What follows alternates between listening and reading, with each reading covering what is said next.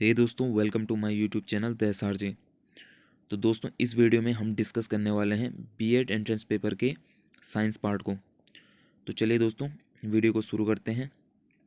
पहला क्वेश्चन है हमारे पास, उष्मा एक पिंड से दूसरे पिंड में प्रवाहित होती है कब? जब दो पिंडों का तापमान अलग अलग हो। तो इसका आंसर है डी, विभिन्न तापमान।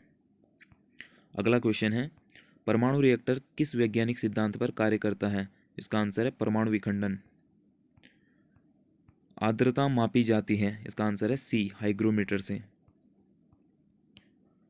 नेक्स्ट क्वेश्चन है, निम्नलिखित में से किस विद्युत चुंबकीय किरण की तरंगदैर्ध्य अधिकतम होती है? तो इसका आंसर है ए, रेडियो वेव्स की वेवलेंथ सबसे ज़्यादा होती है।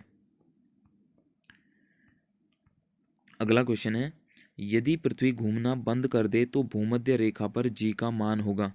तो दोस्तों, इसका आंसर होगा डी, भूमध्य रेखा पर जी का मान बढ़ेगा। क्योंकि जब पृथ्वी के घूमने की स्पीड जो होती है तेज होती है तो जी का मान घटता है, और घूमने की स्पीड अगर कम होती है तो जी का मान बढ़ता है।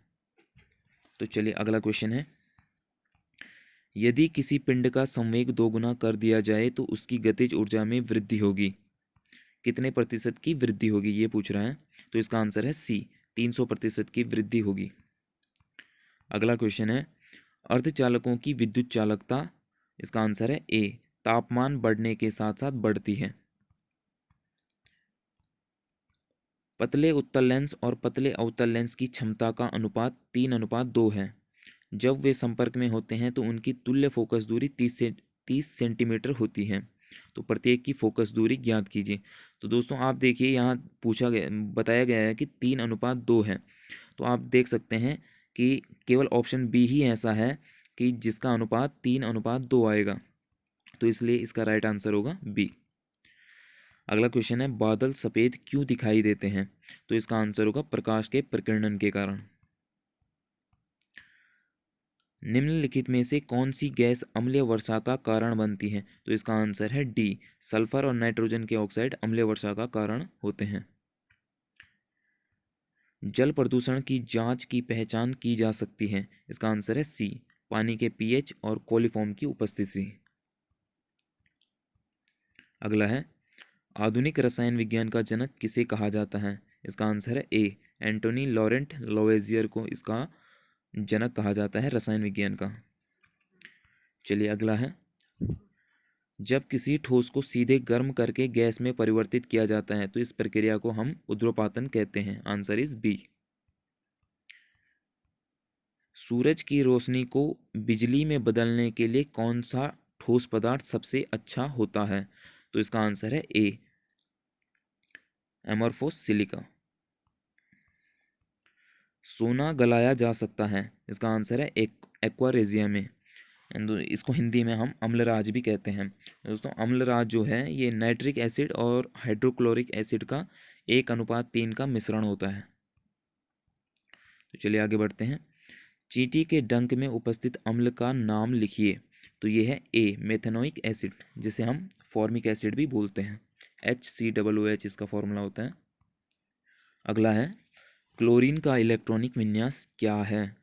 तो दोस्तों, हमें पता है क्लोरीन का परमाणु संख्या होती है 17। तो इसलिए इसका इलेक्ट्रॉनिक विन्यास होगा 287। सुक्रोज का रासायनिक सूत्र है, जिसका आंसर होगा ए, C12H22O11। सोडियम का लैटिन नाम क्या है? इसका आंसर होगा डी, नेट्रियम।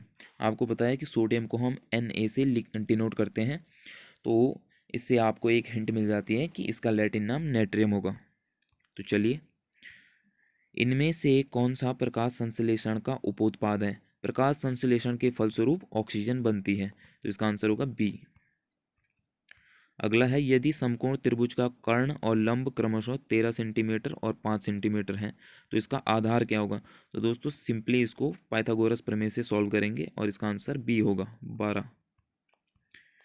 यदि समीकरण x² - bx + c = 0 के दो क्रमागत पूर्णांक हों तो b² - 4c है। तो इसका आंसर हुआ दोस्तों डी। अगला है, किसी एपी के प्रथम और अंतिम पद क्रमशः 5 और 45 हैं। प्रथम पद 5 है और अंतिम पद 45 है। तो एपी में सामान्य अंतर 4 वाले कितने पद है, और सार्वंतर एपी का सार्वंतर दिया हुआ है 4। तो इसमें टोटल कितने पद होंगे ये पूछ रहा है दोस्तों। इसमें फॉर्मूला लगेगा A N equals to A plus N minus one into D का फॉर्मूला लगेगा इसमें। तो आपके पास आंसर आ जाएगा 11, एन इक्वल टू 11 आ जाएगा आपके पास। चलिए आगे बढ़ते हैं।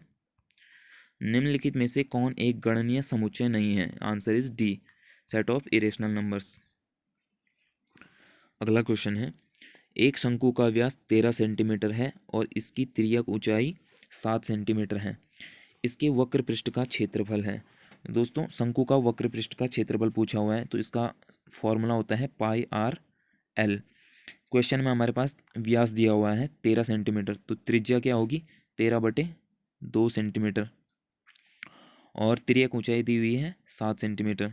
तो 7 का हम मल्टीप्लाई करेंगे तो 13×7 = 91/2 इसका आंसर आएगा। 91/2 पाई सेंटीमीटर स्क्वायर इसका आंसर रहने वाला है। लेकिन दोस्तों ऑप्शन में ऐसा कोई आंसर नहीं दिया हुआ है, तो हमारे आंसर से मिलता जुलता आंसर है यहाँ पे ए, 91 पाई सेंटीमीटर स्क्वायर। तो इसलिए ये इसे हम अपना आंसर मानेंगे। अब अगला क्वेश्चन है। क्वेश्चन में दिया हुआ है कि माध्यिका इक्वल टू 10 और माध्य इक्वल टू 12 है। तो अब हमें बहुलक निकालना है इसका। तो हमें पता है बहुलक का फॉर्मूला होता है बहुलक इक्वल टू 3 क्रॉस माध्यिका माइनस 2 क्रॉस माध्य। तो यहाँ पे हम सीधा सीधा इसकी वैल्यूज रख देंगे 3 क्रॉस 10 माइनस 2 क्रॉस 12 तो इक्वल्स टू 6। तो 6 is the correct answer. Option C is correct answer. चलिए आगे बढ़ते हैं। अगला क्वेश्चन है, एक बैग में 6 काली 7 लाल और 2 सफ़ेद गेंदें हैं। बैग से रैंडमली एक गेंद निकाली जाती है, तो निकाली गई गेंद की काली या सफ़ेद होने की प्रायिकता क्या है? तो इसका आंसर होगा 8/15, क्योंकि 6 काली गेंदें हैं, 2 सफ़ेद गेंदें हैं, 6 2 8 और टोटल गेंदें हमारे पास 15, तो 8/15। अगला क्वेश्चन है, 4.5% प्रतिवर्ष के साधारण ब्याज की दर से 450 रुपये पर ब्याज के रूप में 81 रुपये प्राप्त करने का समय क्या होगा? दोस्तों इसमें आपका फॉर्मूला लग जाएगा साधारण ब्याज का, जो कि होता है मूलधन गुणा समय गुणा दर बटे 100। तो इससे आपका आंसर आएगा बी, जो कि है 4 वर्ष। अगला क्वेश्चन है, लीडिंग शब्द के अक्षरों को कितने अलग अलग तरीकों से लिखा जा सकता है ताकि स्वर हमेशा एक साथ आए? तो दोस्तों इसका आंसर होगा सी, 720। अगला है, 9 प्रेक्षणों का माध्य 16 है, एक और अवलोकन शामिल किया जाता है और नया माध्य 17 हो जाता है, तो 10वां अवलोकन क्या होगा? तो इसका आंसर है बी, 26। अगला है, निम्नलिखित में से किसे पृष्ठदंड नोटोकार्ड पाया जाता है? तो इसका आंसर है सी, कॉर्डेट्स में। तो चलिए अगला क्वेश्चन है, निम्नलिखित में से कौन एक उड़ने वाला स्तनधारी है? आंसर इज डी, चमगादड़। निम्नलिखित में से कौन जंतु कोशिका में नहीं पाया जाता है? लवक। पाचन तंत्र में पाया जाने वाला ट्रिप्सन किसके द्वारा उत्पन्न होता है? आंसर इज ए, अग्नाशय। आनुवंशिक अभियांत्रिकी में प्रयोग होने वाले प्रतिबंधित एंजाइम को आणविक कैंची भी कहते हैं। Answer is C. निम्नलिखित में से कौन सा हार्मोन सोना जागना चक्र के नियंत्रण से संबंधित है? Answer is melatonin. कौन एक लुप्त प्राय प्रजाति है जो लुप्त होने वाली प्रजाति है? तो आंसर इज डी, बाघ।